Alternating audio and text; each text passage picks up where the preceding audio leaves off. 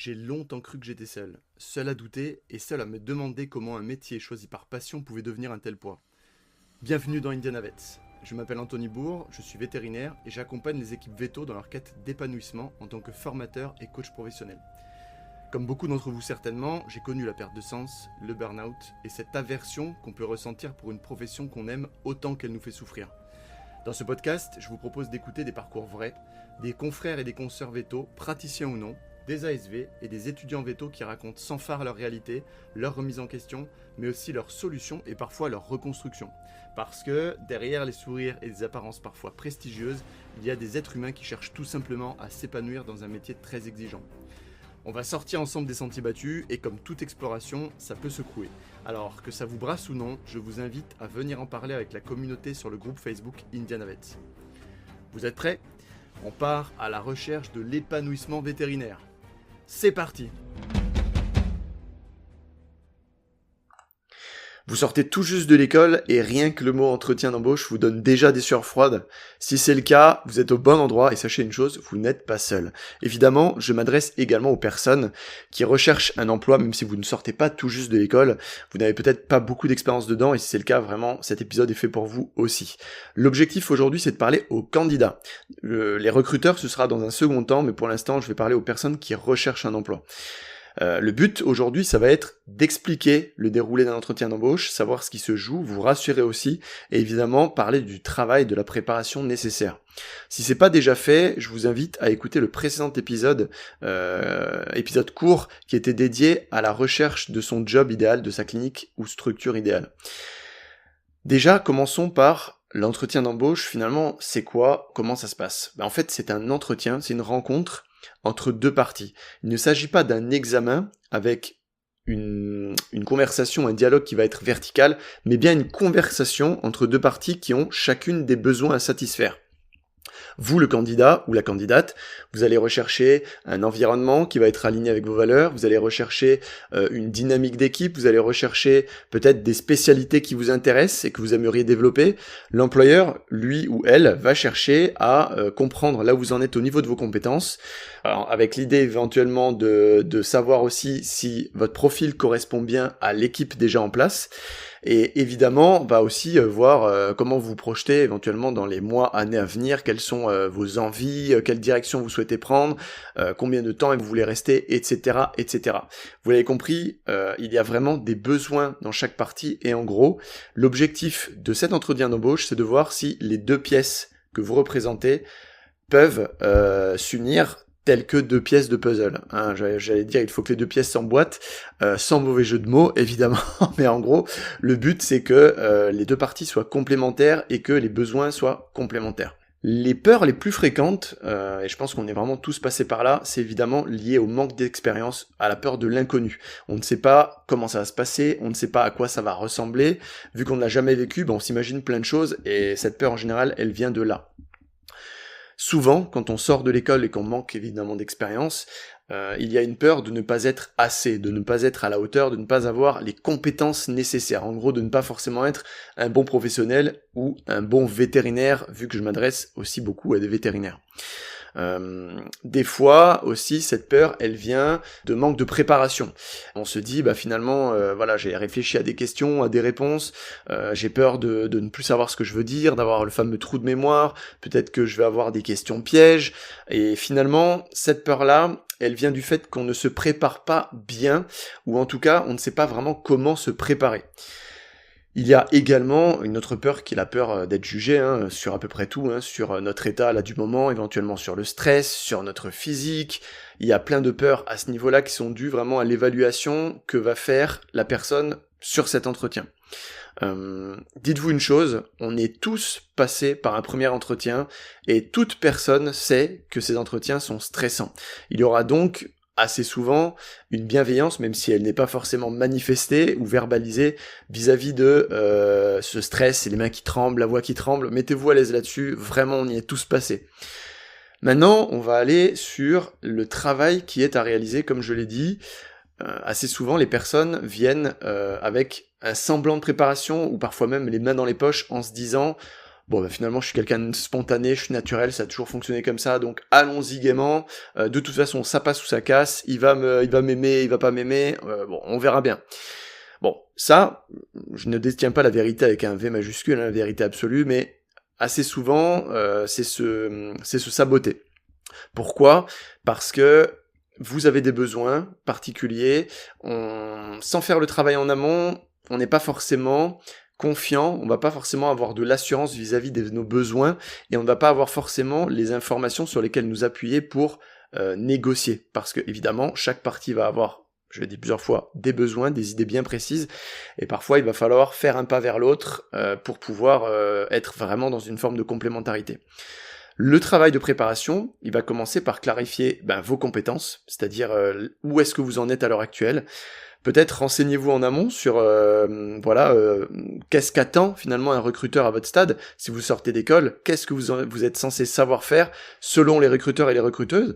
Si vous êtes encore étudiant, profitez de vos stages pour ça. Si ce n'est pas le cas, sondez les recruteurs tout simplement. Voilà, qu'est-ce que vous attendez d'une personne là à mon stade ? Qu'est-ce que je suis censé savoir faire ?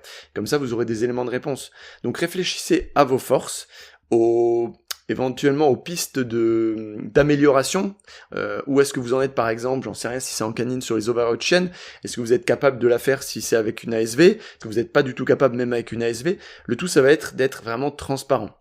Je vais revenir un peu plus tard sur la valeur de transparence qui me semble être très importante dans les entretiens d'embauche. Mais en gros, cette préparation sur vos compétences, elle va être clé pour vraiment répondre aux recruteurs. Parce que clairement, la question des compétences, c'est, je pense, une des 2 ou 3 questions principales qui vont être abordées. Réfléchissez également à vos objectifs. C'est quoi finalement votre vie rêvée dans 5 ans ou 10 ans? Alors peut-être que 10 ans ça fait beaucoup, contentez-vous même peut-être 2 ans si vous êtes à l'aise avec ça, mais où est-ce que vous voulez aller ? Et dans quelle mesure la structure que vous allez rechercher va vous permettre d'y accéder. Voilà, ça c'est une question de projection. Ensuite, lorsque vous allez rechercher un poste, donc vous aurez réfléchi à vos critères, éventuellement rangés dans un tableau indispensable, important, optionnel, avec éventuellement une réflexion sur jusque où vous êtes prêt à aller sur chaque critère, par exemple sur le plan de la rémunération, jusqu'où vous êtes prêt à descendre par rapport à un recruteur qui vous demanderait de tirer vers le bas. Voilà, ça c'est la préparation dont je parlais dans le premier épisode court. Une fois que vous aurez réfléchi à ça et que vous chercherez une structure qui correspondra, recherchez sur les sites web, recherchez sur les réseaux sociaux, recherchez éventuellement des collègues, des étudiants, d'autres vétérinaires qui seraient passés par là. Les réseaux sociaux sont très bien pour ça, Actuellement, Facebook est très très riche d'informations à ce sujet, pour voir voilà ce qui se dégage de leurs expériences, la culture de l'équipe, etc. Lorsque vous allez faire ces recherches, vous allez aussi peut-être avoir des infos plus ou moins floues que vous allez vouloir éclaircir. Servez-vous de ça pour former des questions. Par exemple, vous allez voir un poste dans lequel le recruteur va vous parler d'une équipe soudée. Voilà, nous on a une équipe soudée, ça se passe super bien, etc. Une question que vous allez peut-être pouvoir poser à l'employeur, c'est comment ça se concrétise vraiment ? Qu'est-ce que vous entendez par équipe soudée ?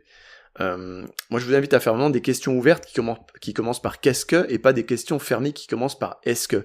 Pourquoi ? Parce que sinon vous allez orienter la réponse du patron, de la patronne en face de vous, du recruteur. Un autre exemple qui revient très très très souvent, que ce soit des cliniques, des groupes, des sociétés diverses et variées, c'est les valeurs humaines. Alors là, clairement, si vous voyez ça, je vous invite à questionner ce que les gens entendent par valeur humaine, parce que ça veut tout et rien dire. Vraiment questionner tout simplement, qu'est-ce que vous entendez par là ?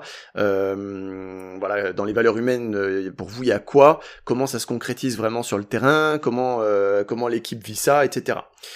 Je vais vous donner là quelques autres questions peut-être encore plus concrètes à poser à l'employeur ou au recruteur. Par exemple, comment se passent les gardes ? Comment se passent les astreintes ? Quelle est la répartition du temps de travail ? Quel rythme ? C'est quoi la politique de formation continue ? Quel temps vous dédiez à ça ? Qui finance ? Est-ce que c'est moi ? Est-ce que c'est vous ? Ou quel budget est alloué, etc. Et la notion évidemment clé de l'ambiance. Alors je vous rassure, je crois que 100% des personnes recherchent une bonne ambiance et 100% des gens vont vous dire chez moi il y a une bonne ambiance. Est-ce que vous vous imaginez un instant un recruteur qui vous dirait chez nous l'ambiance c'est pas terrible mais on fait avec non évidemment. Donc quand on vous dit qu'il y a une bonne ambiance, vraiment questionnez ça je vous invite plus à le faire. Aller plus loin, c'est-à-dire c'est quoi une bonne ambiance ? Qu'est-ce que vous faites pour entretenir la cohésion d'équipe ? Est-ce qu'il y a des réunions? Est-ce qu'il y a des entretiens? Qu'est-ce que l'équipe fait à côté? Est-ce que l'équipe se voit de temps en temps? Est-ce que vous faites des sorties régulières? Parce que bon, l'escape game ou la sortie de cohésion d'équipe une fois par an, d'expérience, je peux vous dire que ça ne satisfait pas grand monde parce que c'est à l'instant T et ça provoque, on va dire, un plaisir, une satisfaction sur le très court terme. Par exemple aussi la rémunération. S'il y a un flou sur la rémunération sur l'annonce, je vous impose de poser la question.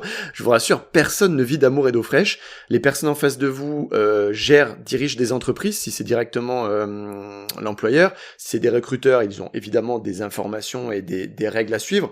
Mais en gros, personne ne vous jugera de parler de la rémunération. C'est même indispensable, c'est un devoir que vous avez de clarifier la rémunération à laquelle vous aurez droit. Je vais synthétiser par une phrase. En gros, l'objectif, c'est vraiment de vérifier s'il y a une compatibilité entre les deux parties, une compatibilité mutuelle. C'est vraiment important, c'est une conversation, un échange horizontal. Ne voyez vraiment pas ça comme un examen où il faut essayer de séduire et de convaincre un jury. Tout à l'heure, je vous ai parlé aussi de transparence. À mon sens, chaque partie devrait idéalement faire preuve d'une totale transparence. Le candidat d'un côté, surtout sur ses compétences, parce que vous imaginez bien que si vous vendez en disant que vous savez, je vais revenir sur le va chienne, hein, que vous savez faire ça tout seul, qu'il n'y a pas besoin de seconde main, etc. Alors que ce n'est pas le cas, que vous y arrivez à peine avec ou un ASV. Ça risque de très mal se passer lorsque la première Ovario va se présenter de chienne, hein, où vous serez complètement en panique, où le recruteur ne va pas comprendre pourquoi, parce que vous lui avez dit que vous étiez compétent là-dessus, et évidemment ça ne va pas le faire. Donc vraiment, soyez totalement honnête sur vos compétences, vous, ça vous rassurera, vous ne perdrez pas en confiance, le recruteur pareil, il va voir que vous avez été sincère avec lui, et vraiment, c'est toutes les conditions ça pour que ça se passe bien. Sinon, évidemment, il y a un risque de départ précipité, hein, que ce soit d'un côté ou de l'autre. Pareil, hein, si l'employeur vous a menti sur certaines choses, par exemple en vous disant qu'il y avait beaucoup de sorties une fois par semaine, qu'il y avait vraiment des sessions de partage de cas, des réunions pour la cohésion d'équipe, etc. Si vous vous rendez compte au bout d'un mois qu'il n'y a rien eu, ne vous dites surtout pas que c'est exceptionnel, c'est qu'en général, c'est très représentatif de ce que vous allez vivre sur les années si vous y restez. Donc, dites-vous que vous avez cette période d'essai. Alors, cette période d'essai, elle est vraiment là pour voir s'il y a eu une sincérité de la part des deux parties. Autre chose, hein, j'ai parlé de responsabilité partagée. La responsabilité de l'entretien d'embauche ne tient pas à 100% chez le recruteur, en gros. Vous, le candidat, la candidate, vous avez vraiment un travail à faire en amont, un devoir de sincérité, de transparence, et vraiment aussi de questionner. Vraiment, quand vous avez des zones de flou, vous avez le devoir de questionner l'employeur. C'est pas à lui d'imaginer ou de deviner les questions que vous avez en tête.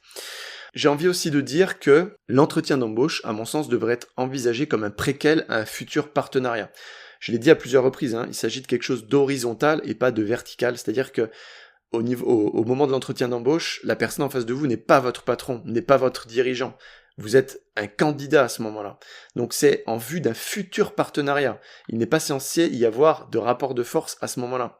Le but de ces épisodes, c'est de faire assez court et de faire concret. Je crois que j'ai largement assez parlé. J'ai envie de finir, en fait, par deux idées qui, à mon sens, sont des petites pépites pour vous, pour cette fin d'épisode. C'est que déjà, votre authenticité, c'est votre meilleur atout. Parce que si vous êtes vous-même, il y aura d'autant plus de chances de voir si c'est compatible ou pas. Et si c'est pas compatible, j'ai envie de vous dire que c'est pas grave. Dites-vous que les recruteurs recherchent parfois des profils extrêmement précis et que si la réponse n'est pas positive de leur côté, c'est peut-être que tout simplement vous ne rentriez pas dans leur case. Ça ne veut en aucun cas dire que vous n'êtes pas compétent ou pas à la hauteur ou pas assez bon. C'est juste que vous ne correspondez pas à ce que eux recherchent et peut-être que ça peut être l'inverse. Peut-être que vous, les candidats, à la suite de l'entretien d'embauche, vous allez vous dire que c'est pas fait pour vous. Vous avez entendu des choses qui ne sont pas du tout dans vos critères. Vous avez entendu même des choses qui vous ont fait mal à l'estomac. Si c'est le cas, écoutez votre corps. Ça veut vraiment dire que ce poste n'est pas fait pour vous. Et j'ai envie de vous dire, la seconde pépite, c'est peut-être que réussir un entretien d'embauche, c'est aussi savoir dire non, aussi savoir dire que ce poste n'est pas fait pour vous. Voilà. Je vous laisse avec ces éléments de réflexion et ce travail à faire si vraiment vous êtes en pleine recherche et sur le point de vivre un entretien d'embauche. Si vous avez envie d'interagir avec moi, avec la communauté du podcast Indianavet, il y a un groupe Facebook qui s'appelle justement Indianavet. Je vous invite à le rejoindre et nous discuterons et j'aurai vraiment beaucoup de plaisir à répondre à vos questions. Sur ce groupe, je fais toujours un post lié à un podcast. Et en dessous, évidemment, les conversations sont ouvertes et je peux vous dire qu'on arrive à dégager et à partager des éléments très très très intéressants à chaque fois. Donc voilà, je vous dis à très bientôt pour un prochain épisode. Salut! Je profite de cette conclusion pour vous annoncer la mise en ligne de mon site internet coachingvet.fr sur lequel vous pourrez trouver des ressources et des documents relatifs aux sujets qu'on aborde sur ce podcast qui sont le management, la communication interpersonnelle, le développement personnel et professionnel.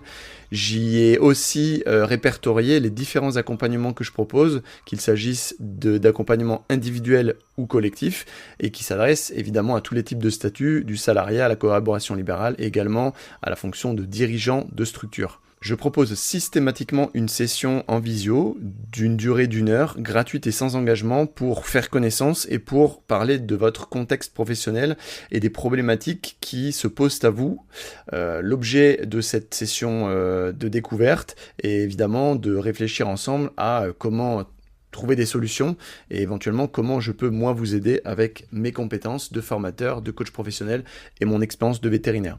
Donc je vous invite à aller y faire un tour et à découvrir tous les contenus que j'ai pu répertorier dessus. N'hésitez pas à me faire un feedback et encore une fois pensez aussi au groupe Facebook Indianavet sur lequel nous échangeons régulièrement sur les sujets abordés dans ce podcast. Je vous dis à très vite, passez une belle journée.